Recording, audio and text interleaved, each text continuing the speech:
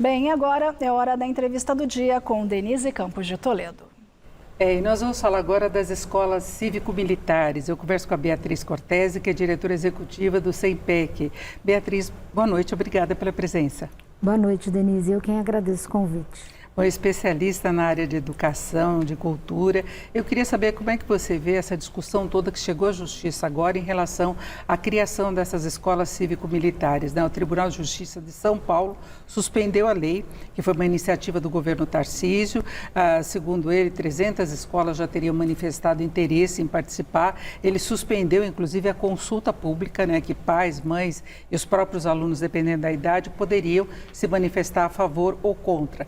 Tem uma outra ação direta de inconstitucionalidade apresentada por partidos de esquerdas, principalmente o PSOL, que estão no Supremo. Então, palavra final virá do Supremo. Agora, eu queria saber como é que você vê, do ponto de vista da preocupação com qualidade de ensino aqui no Brasil. Nós tivemos, inclusive, os estudantes secundaristas comemorando essa decisão, porque eles eram contrários a isso. A UBS destacava que não há nenhuma comprovação de eficácia em termos de qualidade de ensino dessas escolas. Qual a sua avaliação? Bom, primeiro eu concordo com a UBS. A gente não tem nenhuma comprovação científica de que estas escolas garantem o aprendizado ou melhoram o clima escolar. Então, esse acho que é o primeiro ponto que é super importante nesta discussão. O segundo ponto é que esse programa de militarização das escolas, ele não vai ao encontro, ele vai de encontro o Plano Nacional de Educação. O Plano Nacional de Educação, que está vigente desde 2014, ele tem objetivos, metas e estratégias que regem o Sistema Nacional de Educação.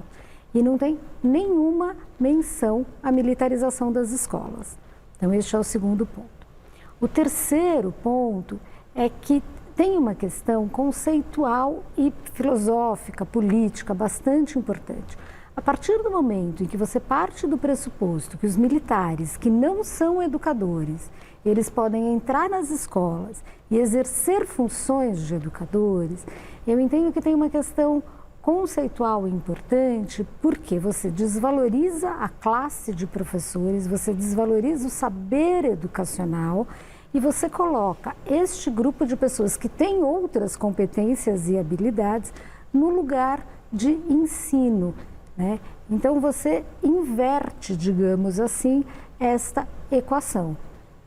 Inclusive é um questionamento também da AGU, da inconstitucionalidade, se referindo a pontos como esse, não é? Na medida em que se chama militares de reserva para funções pedagógicas, sem formação específica ou concurso público, afronta o princípio da valorização dos profissionais da área da educação, e a Constituição restringe a atividade policial ao policiamento ostensivo, preservação da ordem pública. Então, seria um desvio de função, inclusive, não é? E tem a questão de se impor determinadas práticas da formação militar aos estudantes, sem esse foco na qualidade do ensino, que é um problema que nós temos no Brasil, aliás, né? Sim, nós temos um problema na qualidade do ensino do Brasil, mas a militarização das escolas não é a solução. E você trouxe uma coisa super importante, Denise. A gente está trazendo para as escolas a cultura militar, que tem valores diferentes. A escola pública brasileira, ela precisa ser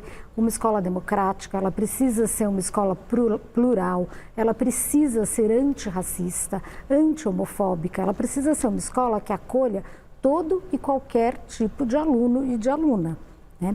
Os princípios militares, eles são princípios que estão preocupados com a ordem, com a disciplina, com a meritocracia e não necessariamente eles acolhem todas estas diferenças.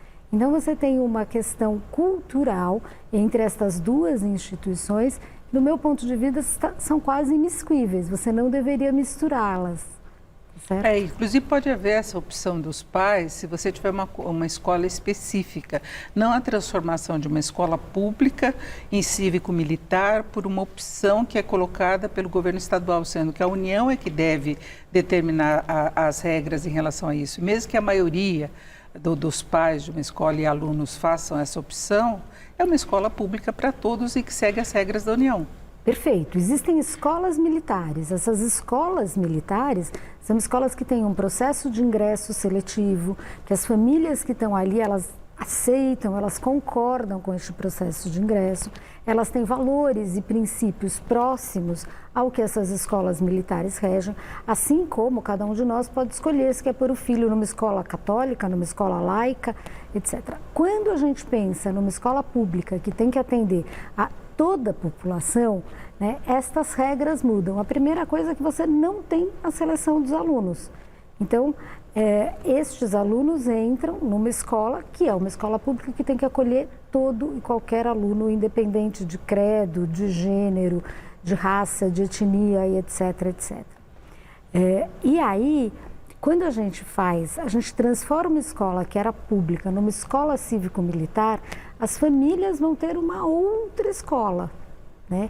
Então, é uma questão muito delicada essa. Você muda uma cultura escolar de um jeito muito complicado. Inclusive a questão do exercício de senso crítico, de se discutir de uma forma isenta, de troca de ideias, não é? E aí que nós caímos, eu acho, naquela discussão de polarização que já ouvi também, por exemplo, se falando de doutrinação de esquerda, de ideologia de gênero, é o mesmo exagero que se faz de um lado ou do outro. Então, é preciso que haja isenção das escolas com foco no ensino e no desenvolvimento dessa capacidade de pensamento e de análise dos alunos, né?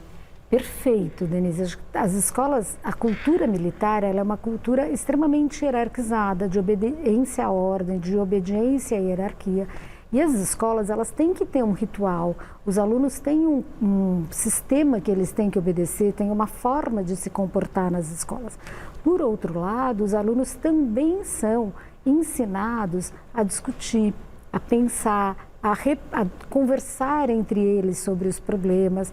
Uma boa escola democrática, ela negocia com os pais, ela conversa com as comunidades escolares, né?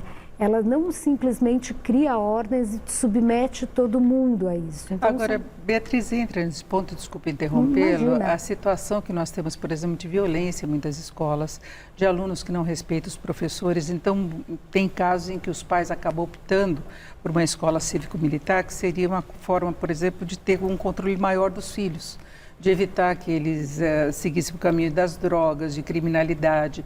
Então, aí mostra também uma fragilidade do sistema em dar esse tipo de proteção e orientação, não é? Acho que tem uma questão que a gente precisa lembrar, que é assim, tem uma ilusão de que essas escolas cívico-militares, elas vão garantir a ordem, elas vão garantir um comportamento. E vão dar uma enquadrada nos alunos, vão dar uma enquadrada nos alunos, né? Pode até ser que nos primeiros momentos isto aconteça, mas a tendência é que tenha expulsão de alunos que não se enquadram. E você vai fazer o quê com esses alunos que não se enquadram?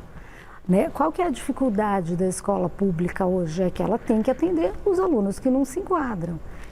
Então, você tem que melhorar o ensino, você tem que oferecer mais condições para que os professores saibam lidar com estas questões e não criar uma metodologia em que tudo bem uma parte dos alunos não caber naquele espaço. A melhoria da orientação pedagógica, psicológica, toda a assistência que precisa e, inclusive, segurança. Perfeito, exatamente. E não uma substituição do papel de um educador por um militar. Bom, agora nós vamos ter essa decisão no Supremo, que é uma ação direta de inconstitucionalidade, foi apresentada pela POSP, que é o Sindicato dos Professores da Rede Estadual de São Paulo. Agora, a decisão do Supremo pode se estender também a outros estados que já têm escolas cívico-militares, como é o caso do Paraná, por exemplo. Foi outro exemplo significativo de adesão, não é? Sim, até porque os estados têm autonomia para essa tomada de decisão, né? Então, a decisão do Supremo ela é maior do que os estados. Então, de alguma forma, ela resolveria esta questão também. Inclusive o que se discute é exatamente isso, os estados, se os legisladores estaduais teriam ou não esta autonomia. Não a capacidade dessa autonomia para tomar essa decisão, não é? Sim. E, na sua opinião, então, é importante que essa discussão, pelo menos, seja colocada até para a sociedade saber melhor como isso funciona? Claro, porque tem uma ilusão muito grande de que esta escola cívico-militar vai resolver uma série de problemas e não tem nenhuma evidência de que ela vai resolver. Ao contrário, o que a gente tem de evidência mostra que vai expulsar os alunos das escolas ao invés de acolher e lidar com as dificuldades dos alunos. É de impor mesmo determinadas regras, como se essa disciplina significasse também uma melhoria de qualidade de ensino, que não é. Exatamente. É isso, eu agradeço muito a participação da Beatriz Cortese, que é diretora executiva do SEMPEC. Beatriz, mais uma vez, obrigada pela presença, uma boa noite. Boa noite, obrigada.